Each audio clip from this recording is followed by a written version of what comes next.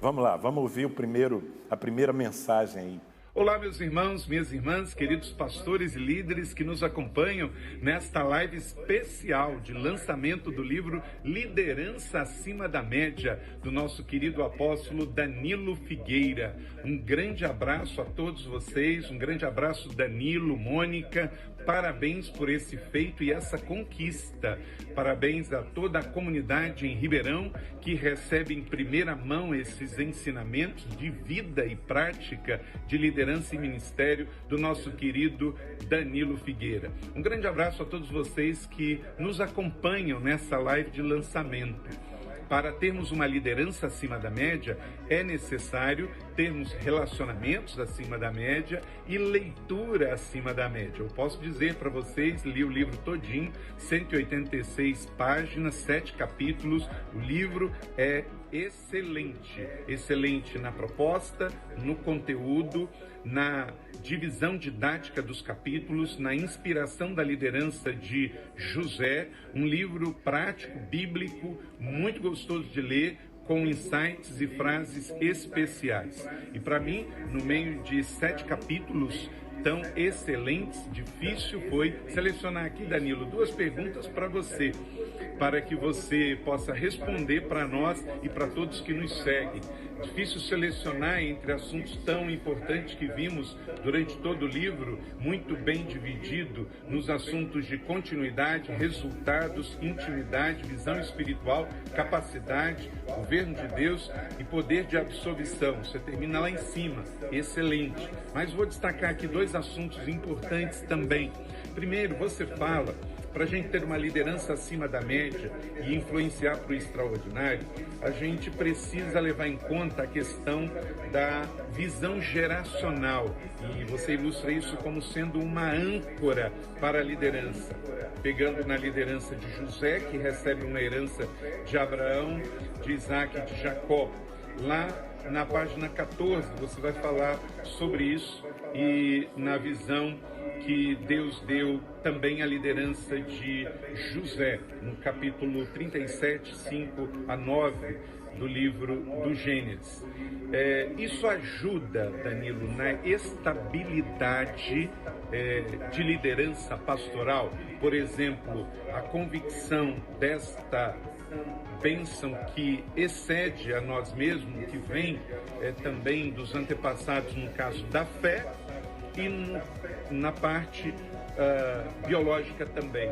Em tempos como esse que estamos vivendo agora, no Brasil e no mundo, com a pandemia do Covid-19.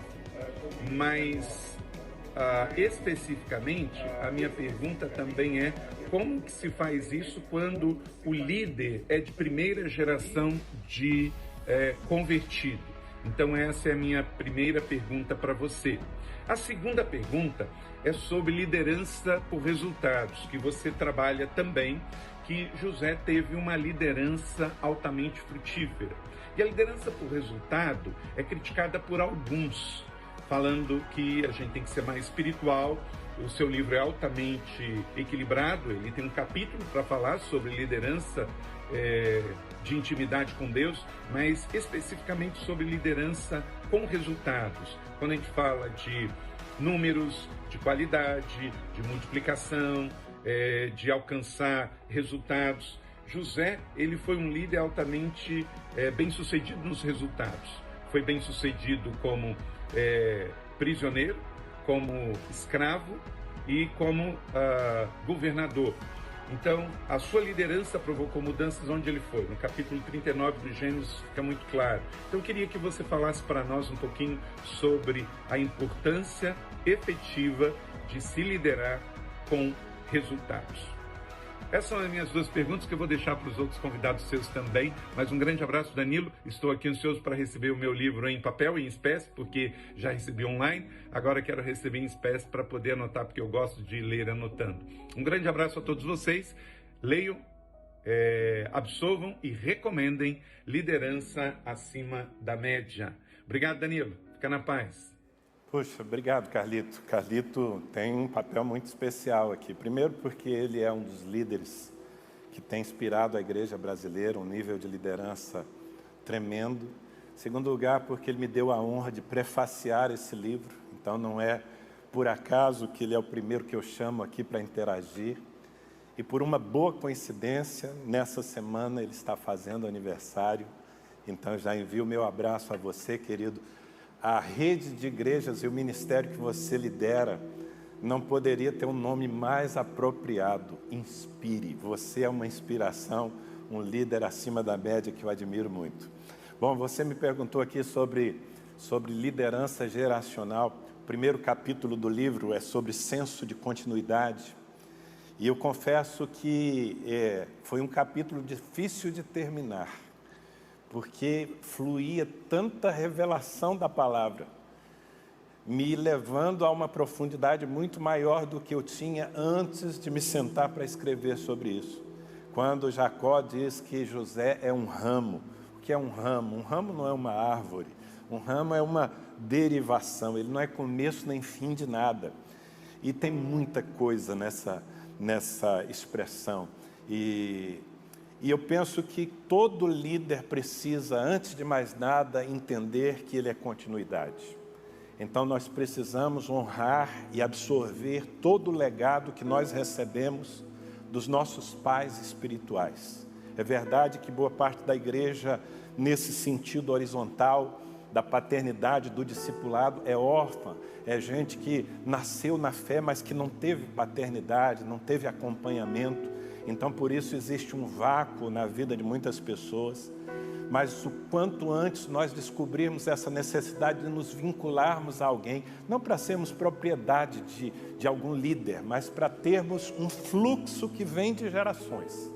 Quando você que está nos acompanhando aqui nessa live, quando você ler esse capítulo, você vai entender plenamente a riqueza que se joga fora quando você decide fazer o seu voo solo.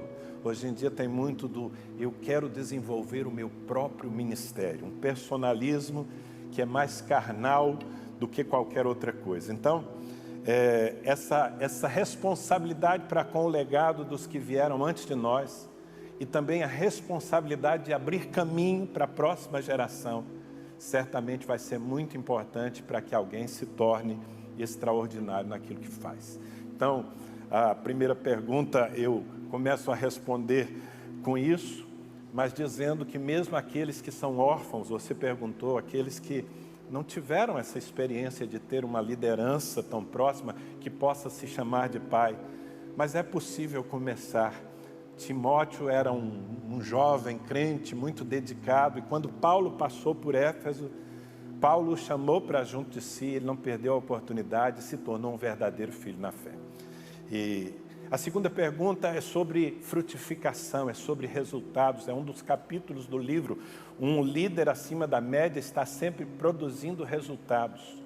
Agora, esses resultados nem sempre são mensuráveis, porque resultado, de uma forma ampla, é mudar ambientes, é ter o testemunho de pessoas de que pela minha presença as coisas funcionaram melhor.